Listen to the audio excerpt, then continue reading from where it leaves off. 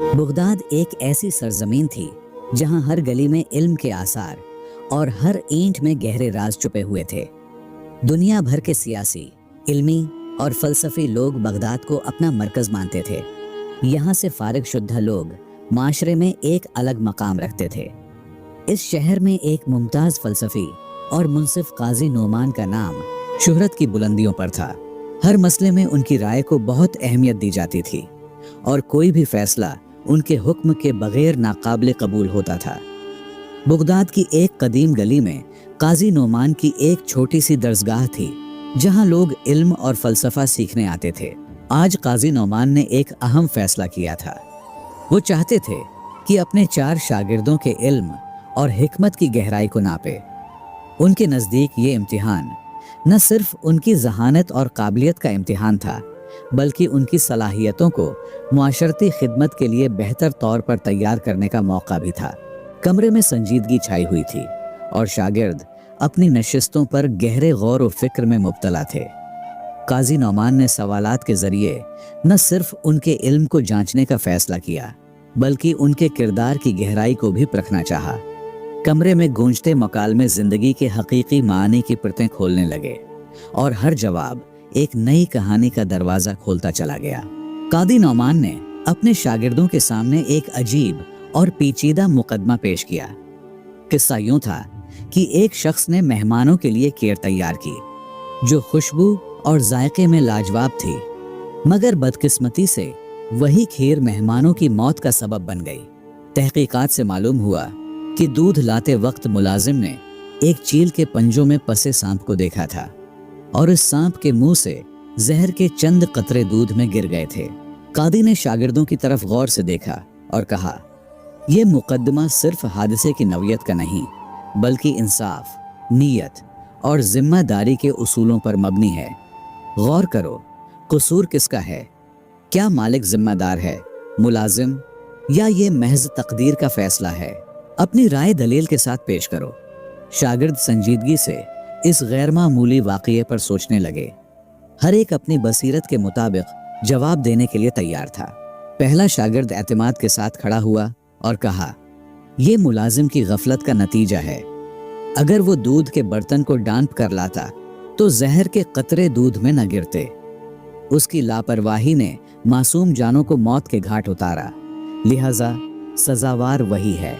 कादी नौमान ने उसकी बात को गौर से सुना और नरमी से जवाब दिया, तुम्हारी दलील में वजन है और आपका मतलब है एहतियात का दामन कभी नहीं छोड़ना चाहिए, लेकिन गफलत को सजा का सबब बनाना उस वक्त जायज होगा जब उसका मकसद बदनीयती हो। ये मुलाजिम का जुर्म गफलत का तो है, मगर ये ऐसा गुनाह नहीं कि उसे मौत की सजा दी जाए। पहले शागिर्द का सवाल उसके जहन के मुताबिक ठीक तो था, लेकिन गहरे जांच का मुकाबला नहीं कर सकता। काजी ने दीगर शागिर्दों की तरफ देखा, गविया उनकी राय का इंतजार कर रहे हूँ। दूसरा शागिर्द संजीदगी से बोला, मेरी राय में असल जिम्मेदारी मालिक पर आती है। मेहमानों की मेजबानी में एहतियात सबसे अहम है। उसे चाहिए था कि खाने को खुद चखता ताकि किसी भी खतरे का अंदाजा लगाया जा सके। अगर उसने यह कदम उठाया होता तो यह सानहा पेश न आता। कादी नौमान ने शागिर्द की बात को तहम्मुल से सुना और मुस्कुराकर जवाब दिया, तुम्हारी सोच में एक पहलू है कि मेजबान को जिम्मेदारी का मुजाहिरा करना चाहिए, लेकिन क्या यह लाजमी था कि वो जहर का अंदाजा लगा सकता? अगर ये खाना मालिक के मौत का सबब बना होता तो फिर जिम्मेदार कौन ठहरा? नियत और एहतियात में फर्क है और नियत पर शक करना इंसाफ के उसूलों के खिलाफ है, इसलिए यह दलील भी मुकम्मल नहीं। काजी ने यह दलीलें रद्द करते हुए दीगर शागिर्दों की आरा जानना चाहा। तीसरा शागिर्द अपनी जगह से उठा और पुख्ता लहजे में बोला, मेरी राय में यह महज एक कुदरती हादिसा था जिस पर किसी को इल्जाम देना नाइंसाफी और गैर जरूरी है। मेहमानों की मौत उनकी तकदीर में लिखी थी और इस वाक़ये को किसी फर्द की गफलत या जिम्मेदारी से जोड़ना मुनासिब नहीं। अगर मुकद्दर की बात की जाए तो हर चीज़ तकदीर के साथ जोड़ सकता है और इसी तरह फिर किसी पर सज़ा लागू नहीं होना चाहिए। और तकदीर का जिक्र करना इंसाफ के अमल को غیر ضروری حد تک محدود کر دیتا ہے۔ یہ دلیل بھی انصاف کے اصولوں پر پوری نہیں اترتی۔ قاضی کی نظریں اب چوتھے شاگرد کی طرف تھیں۔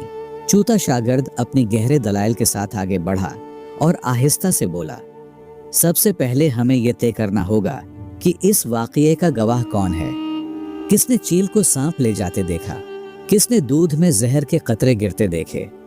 اگر یہ منظر ملازم نے بیان کیا تو وہ شک کے دائرے میں آتا ہے۔ ہو سکتا ہے کہ ملازم نے اس میں زہر ڈالا ہو سکتا ہے دودھ والے نے اس میں زہر ڈالا ہو۔ اگر مالک نے یہ بیان دیا تو شک اس پر آتا ہے، اور اگر کوئی گواہ نہیں تو جس نے یہ کہانی گھڑی ہے وہی قاتل ہے۔ قاضی نعمان نے اس کی بات سن کر بڑی گہری نظر سے اس کا جائزہ لیا اور پھر مسکراتے ہوئے کہا، تم نے انصاف کے اصولوں کو گہرائی سے سمجھا ہے۔ واقعی حقیقی انصاف وہی کر سکتا ہے جو سوالات کی تہہ تک پہنچے، اور تم نے اس آزمائش میں کمال دکھایا ہے۔ تم ہی اس منصب کے اہل ہو۔ قاضی کا لہجہ پورے کمرے میں ایک نئے حوصلے کا پیغام دے رہا تھا، اور شاگردوں کی نظریں چمک اٹھیں۔ قاضی نعمان نے اپنے چوتھے شاگرد کی بصیرت کی داد دی اور کمرے میں بیٹھے دیگر شاگردوں کو گہرائی تک فلسفہ اور منطق کو سمجھنے کا مشورہ دیا۔ انہوں نے کہا، علم وہ خزانہ ہے جو انسان کو نہ صرف دنیا کی حقیقتوں سے آگاہ کرتا ہے بلکہ اسے اس کے عمل اور کردار کا بھی سچا رہنما بناتا ہے۔ لوگوں میں علم کے ساتھ محبت کا یہ عالم تھا کہ اس دن بغداد کی گلیوں میں اس واقعے کا چرچا ہو گیا، اور لوگ نہ صرف قاضی کی حکمت کو سراہنے لگے بلکہ اس کے شاگرد کی انصاف کی بصیرت پر بھی فخر کرنے لگے اور اس کو مختلف انعامات اور اکرامات سے نوازے۔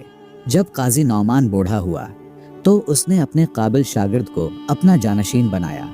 اس دور میں قاضی کا فیصلہ کسی لکیر کی طرح تھا جس پر تحقیق اور مزید جانچ کرنا قانونی خلاف ورزی سمجھا جاتا تھا۔ اس لیے قاضی بننے کے لیے سخت ترین مسائل کا حل تلاش کرنا، اسلامی اور قانونی طور پر مسائل کو سمجھنا، اور فلسفہ و منطق کی گہری بصیرت رکھنا ضروری تھا۔ وہی لوگ قاضی کے کرسی پر بیٹھنے کے لائق ہوتے تھے جو اللہ کے خوف، گہری علم، صحیح فیصلے کی صلاحیت اور اخلاقی کردار کے حامل ہوتے تھے۔ ایسے افراد نہ صرف قانونی مسائل کو سمجھتے تھے بلکہ انصاف کے تقاضوں کے ساتھ ساتھ اپنے فیصلوں میں انسانیت اور اخلاقی اصولوں کو بھی اہمیت دیتے تھے۔ مجھے امید ہے آپ نے اس کہانی کو غور سے سنا ہوگا اور کچھ نہ کچھ ضرور سیکھا ہوگا۔